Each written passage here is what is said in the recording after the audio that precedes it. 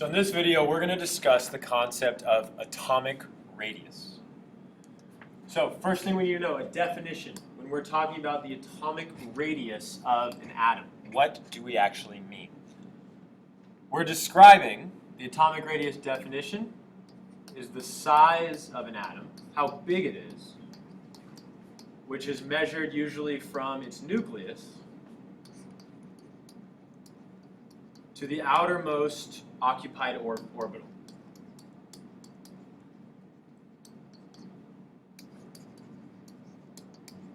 Frequently called the valence shell. Okay?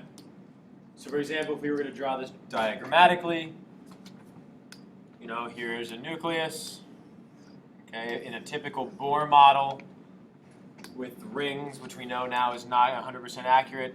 This distance here would represent the atomic radius. Okay? So first thing we need to know is just that definition. However, what we need to know more importantly is how can we use the periodic table to predict the size of atoms compared to each other? And how can we explain those trends that we see on the periodic table? The rules, the trends that we need to know are that as you go from right to left across a period, remember periods are left to right, that's another word for row, period / row, go left to right. What you need to know as you go from right to left, atomic radius increases. It gets larger. As you go down a group, remember group and column mean the same thing. They're for the sections of the periodic table that go up and down. As you go down a group, atomic radius also increases. So for example, what that means is if we were comparing magnesium and calcium, which atom would have a larger atomic radius? Well, since calcium is further down, it would have a larger atomic radius than magnesium. What about carbon compared to nitrogen? Well, we know as we go right to left, atomic radius gets bigger, so carbon would have a larger atomic radius than nitrogen. That's all well and good, but what we need to know how to do is explain these trends. What is the reason behind these trends, and how will that allow us to predict certain reactivities?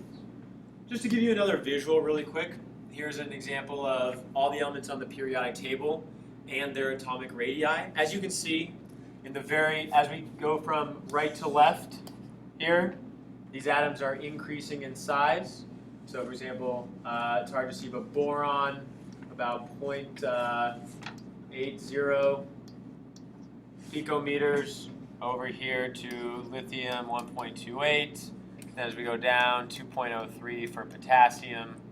This is just a nice visual where we can clearly see francium is the largest element on the periodic table.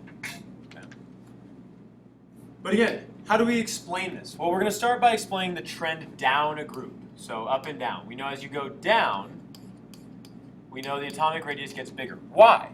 What is going on? So let's look at two examples. Let's take from the periodic table sodium and potassium, because they are in group 1, they're alkali metals. What I want to do first is write the electron configuration for these atoms.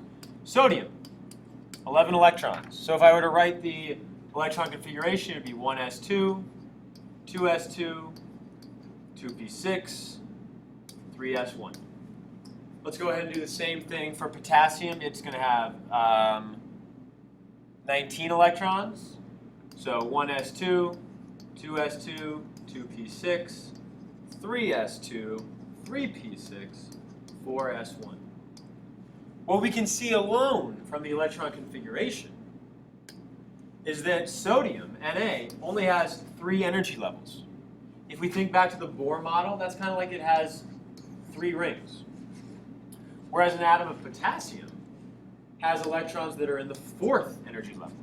So that's kind of like having 4 rings. And we can clearly see here, for potassium, this distance is much larger than this distance here. So the rule is, as we go down a group, atomic radius gets bigger, and the reason that we need to know is we have more orbitals and energy levels.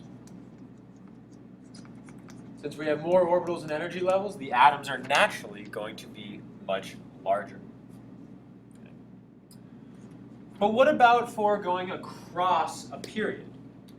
Going from left to right and right to left. How can we explain that trend? Well, first, let's just refresh ourselves. We know as we go from right to left, the atomic radius is going to get bigger. And if we check some data, for example, carbon, nitrogen, and oxygen. Carbon has an atomic radius of 70 picometers. Nitrogen is 65 picometers, and oxygen is 60 picometers. Again, this P is for pico, the prefix, which is 10 to the negative 12. So that's just what we'll see when we see data. So don't be freaked out if you PM. That just means picometers. So why? As we go this direction, why does the atomic radius shrink? Well, let's first think, can we use the same logic as before? Well, let's draw the electron configuration for carbon. It has 6 electrons, so 1s2, 2s2, 2p2. Nitrogen, it has 7 electrons, so 1s2, 2s2, 2p3. And for oxygen, it has 8 electrons, so 1s2, 2s2, 2p6. Well, our old logic doesn't work anymore. These all have electrons in the p orbitals in the second energy level. So what we need to think about now is something different. We need to consider the attraction between the nucleus and these electrons. Because remember, nucleus is positive charge. Electrons are negatively charged. If there's more attraction here, if there's more pull, this electron is going to get pulled closer, which is going to effectively make that atomic radius smaller. Ooh, that key word, effectively. Why is that important? Because what we're going to need to calculate is something called the effective nuclear charge, which is often abbreviated as ZF, Z effective. Okay? A heads up, Z is going to represent the atomic number, the number of protons. Okay? What is the effective nuclear charge? We know this definition. It's the charge felt by valence electrons once we take the number of shielding electrons into account. So charge felt, and by charge I really kind of just mean attraction, felt by valence electrons when we account for shielding electrons.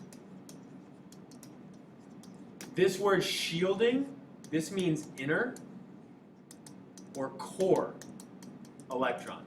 And we'll talk about what those mean through an example. In order to calculate the effective nuclear charge, you need to take the number of protons, Z, and minus S, where S represents the number of shielding electrons. So let's do some examples together. Okay? So, first, let's start with our element carbon. Okay? Carbon, we said, was 1s2, 2s2, 2p2. 6 total electrons. So, it's, we're going to draw a little table here really quickly, where Z represents the atomic number. So atomic number for carbon, 6. We want to know what are the shielding electrons. The shielding electrons are the electrons in the orbital that is not furthest out, or the energy level that's not furthest away. Another way of thinking about that is the valence electrons are the electrons in the largest energy level. So the biggest one of these numbers. So for carbon, the biggest one of these numbers is 2, the second energy level. And the second energy level is made of s and p orbitals. But what we care about is how many total electrons are in the valence ring. We have 2 in the s and 2 in the p. So that's 4. So therefore, how many shielding electrons do we have? We have 2. The shielding electrons are the core electrons. They're the ones on the inside. For example, if we drew carbon, we would put 1, 2 in the first ring, and then 1, 2, 3, 4 in the outer ring. This would be like a Bohr model. As you can clearly see, we said we would have 2 shielding electrons. Those are the ones on the inside. Here we go. 1, 2. The other 4 are our valence. So to calculate Z effective, we said it was the atomic number, Z, minus the number of shielding electrons. So in this case, it would be 6 minus 2, which is equal to 4. So kind of this is saying the charge, the attraction between the valence ring and the nucleus is 4. Okay, what about for nitrogen? Well, nitrogen we said was 1s2, 2s2, 2p3. Let's do the same thing here for nitrogen. Z, S, and V. Okay? Well, its atomic number is 7. How many valence electrons does it have? Well, this is the furthest energy level, the biggest energy level, 2. And there's 5 total electrons there. Our inner electrons, there are just 2 of them. So if I wanted to calculate the effective nuclear charge, it would be 7 minus 2, which is equal to 5. So what we can see is there's a larger attraction between the valence electrons and the nucleus because the Z effective is larger. Let's keep going. What about oxygen? Oxygen we said was 1s2, 2s2, 2p4. So if we drew the same table, we know the atomic number for oxygen is 8. How many valence electrons are there? Well, those are the electrons in the furthest, the largest energy level. 2 plus 4 makes 6. The number of shielding electrons we have is 2. So if we wanted to calculate Z effective, it would be 8 minus 2, which is equal to 6. So what we can see is that oxygen has the biggest effective nuclear charge. That means there's the most attraction between the nucleus and the valence ring. That's going to pull the valence ring closer to the nucleus for oxygen, for nitrogen, and for carbon. Effectively, what that's going to do is it's going to make oxygen smaller than nitrogen or carbon. It's going to pull that valence ring, so like for oxygen, boom, a little bit bigger. There's more attraction here. So this is getting pulled in closer even though it's still the second energy level. Therefore, that explains our trend for why, as we go to the right, atomic radii get bigger. Or another way of saying that is why we go to the left, atomic radii get smaller. Excuse me, I said that backwards. As we go to the right, atomic radii get big. I didn't. I apologize. As we go to the left, atomic radius increases, and as we go to the right, atomic radius decreases.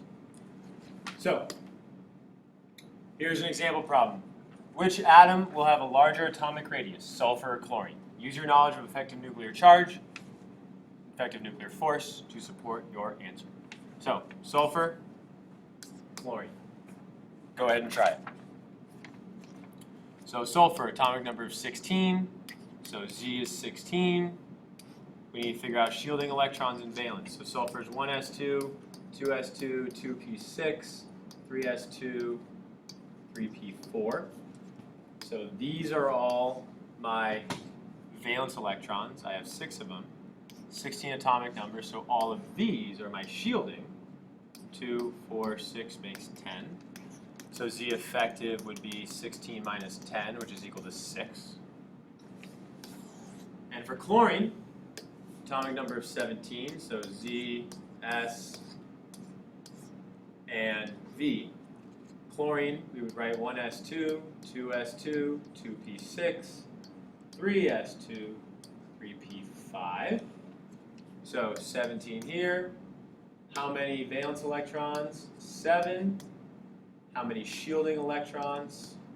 The same number, 10.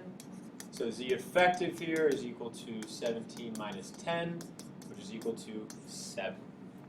So clearly, as we can see, chlorine has a larger effective nuclear charge, which means it's going to pull the valence ring closer.